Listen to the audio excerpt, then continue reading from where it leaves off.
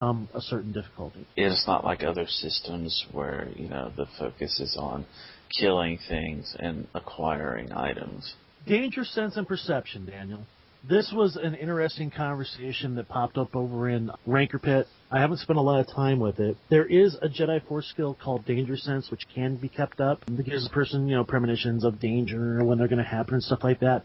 But we also see it at different points in the movies. I've got a bad feeling about this. And, I think you're right. And just lines like that. So to me, there is plenty of evidence to model sort of the idea of heroes having a sixth sense, if you will, or a danger sense. Mm-hmm. And something I was wondering about is if a person is not a force sensitive, because this seems to be something in the movies that even people that are not force sensitive, like Han Solo and stuff like that, have this as well. So it seems to me it's all you have to do, the criteria is to be a hero. Mm-hmm. Now, how do you make this work into your game, and how far do you go with it? Now, I've only been spitballing this, but I was wondering about placing in a homebrew rule of whenever there is like something dangerous that's going to be coming up, something that's driven by the plot. And I'm not just talking about, a bar fight or something like that, but something that is distinctly scary, something that's distinctly related to the plot. Allowing, or the game master can secretly roll perception in the background. And let's say that we set a difficulty number of, 25, a very difficult middle of the road. Anybody who rolls a perception, which would be really hard to do for most people, 25, with no character point expenditure, would have a premonition of danger, force sensitive or not. Thoughts? Oh, no. This is a mechanic I have rarely used. When it comes to perception and using it as sort of a warning radar for a character, I could see rolling in the background for it, seeing if a player, you point at a certain player and says, you hear something. And it might work, but to even roll the perception, just throw it in as a hook. Yep, I think you're right. But it was an interesting idea, and I kind of thought about it, and I'm really unsure. Another really interesting thing that's on Ranker Pit, and I think it was just a home rule. Someone tried to reference it to second edition rules, which I was not able to find. Mm-hmm. But they were suggesting that when a starship does a full dodge, that's all they do for the round, they're just trying not to be shot, that the difficulty or the dodge roll that they make adversely affects any of the gunners. So, for example, let's say that the ship was fully dodging and rolled a 15, and that the gunners on that ship that's dodging have like a 13 pass difficulty, then it becomes 28 for them to hit anything. Okay. Well, it makes sense from a logical standpoint. If a pilot is going to be making jinx and jukes and trying to avoid getting killed, the gunner's going to have a bit of a time locking onto things. Now, depending upon the weapon or modification, I could say there's plenty of wiggle room there to lower that difficulty. Well, not only that, if you look at it, to me, it's a mechanic that you'd only throw in there if you want to give your players a little more crunch. Mm-hmm. If you've got some players who are a little more advanced and they want that extra crunchiness in the game, I could see adding this in.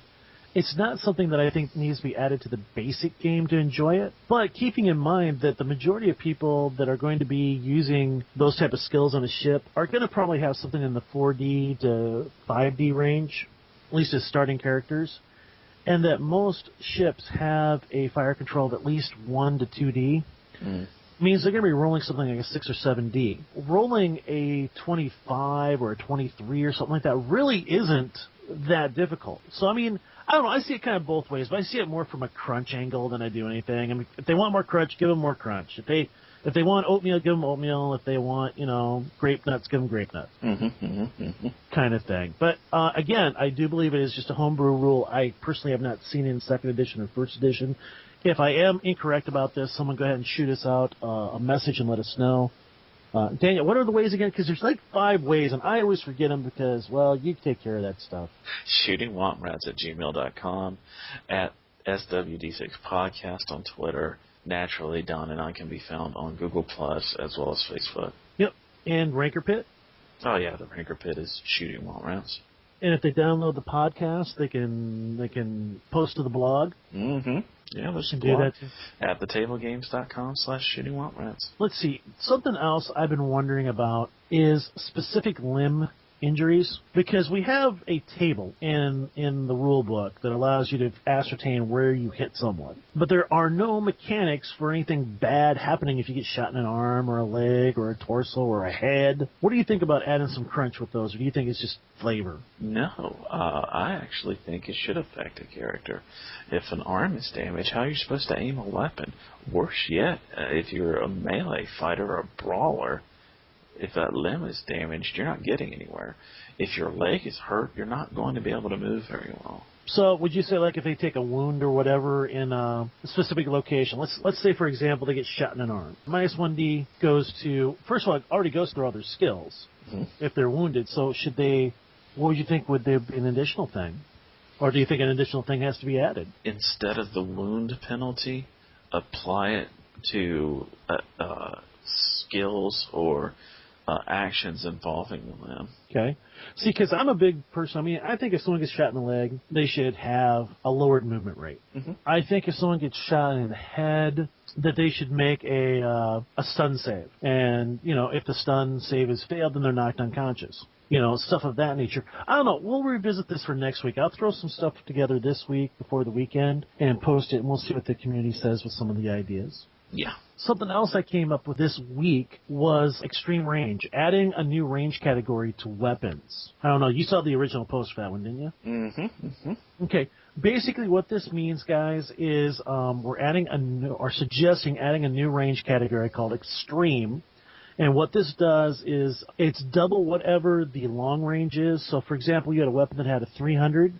The fourth range category would be like 301 to 600. Very long range. Now, and it's going to be a very difficult roll, so it's anywhere from 21 to 30. On top of that, an energy weapon is going to dissipate its energy much quicker over that extended range. So a energy weapon would be would be one half of its normal damage, whereas a slug thrower would keep all of its kinetic energy and hit for whatever its damage is. That was sort of the idea and the mechanic that we had. And, I mean, we didn't really get a chance to discuss it much, did we, Daniel? Well, there was some back and forth. And actually, a great comment came from Adam Souza. Commented, I'm just curious, how often in your games are your players trying to shoot at stuff out of range?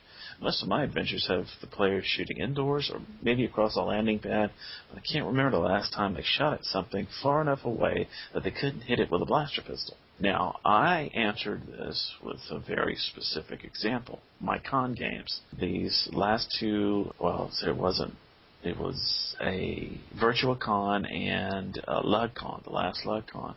I ran one of Peter Schweigerfer's one-shot Spec Force missions, A-Wing Down. In the process of A-Wing Down, your players encounter an Imperial camp out on an open plain. And yeah, there's some distance going on there. These players were firing from 200, 150, 200 meters and trying to peg scout troopers.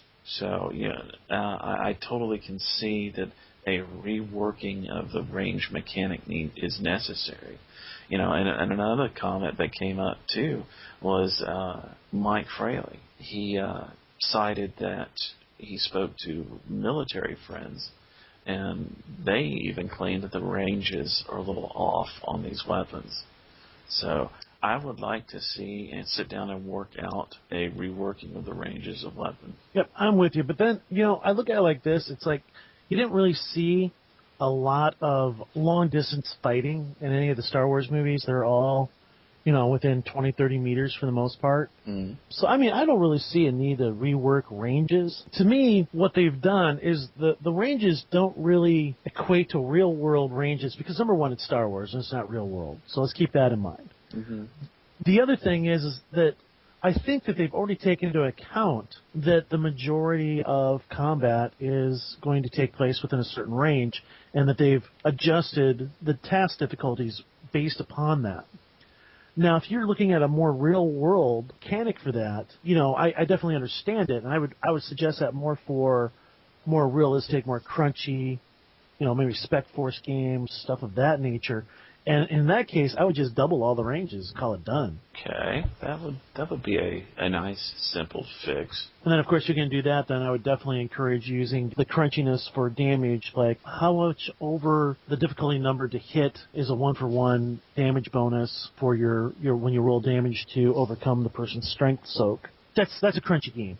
Making templates. How do you make a template, and what do you do? Me, personally, I've pretty much graduated away from templates. My thoughts on character creation in Star Wars is that it's more about your character concept than it is about a template. I know why they have templates to make it just real easy and quick to make a character, but I'm definitely of the opinion that there are so few skills in Star Wars. And because if you don't have a skill that you have points in, it automatically defaults back to your attribute. That, other than the few skills that you have propped up, made important to your character, there's really not a whole lot of difference between characters except the concept. Mm-hmm. And so that is what I try to get people to concentrate on, not so much the mechanics of what skills they do and do not have, but what is your primary skill?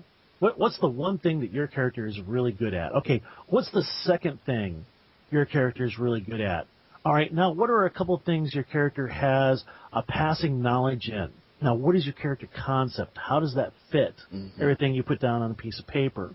And then make an interesting story based on that. That's how I go about it. So I don't even use templates anymore. I am in pretty much the same boat concerning that. It's no longer a matter of templates to me anymore. It's more like what the character wants, or what the player wants the character to be. Exactly. Now, I still have, the rules where it's 18 in attributes and 7 in skill picks. And depending upon the race that they want to, the species that they want to play, there are still some species that don't have the 12 plus 6 or 11 plus 6 or 10 plus 6. I still make them pay that. Mm-hmm. But I mean, other than that, as for just an actual template, I don't know. The problem being is that a lot of people will look at a template, they'll look at it, and they'll start reading the background and everything like that, and they'll go, well, I don't want to play that character. I like the idea of the character, but I don't like the character. All right, yeah, exactly. Change the background. But I think that a lot of people kind of get stuck on that.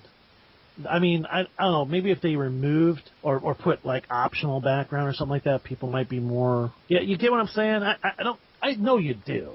Yeah, of course. So anyway, that's my take on making character templates. Because there are so few skills, because they automatically default, and because there's really not a lot differentiating one character from another, other than maybe 1 or 2 skills on their sheet, that it all comes down to concept and how you roleplay it.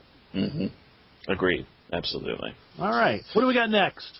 That's actually going to do it for this episode of Shooting Womp Rats. And on behalf of Shooting Womp Rats and of our editor, Adrian, I'm Daniel. I'm Don. And may the Force be with you. You guys have a great weekend. Everybody be safe. Keep bundled up in the cold weather. We'll see you next week.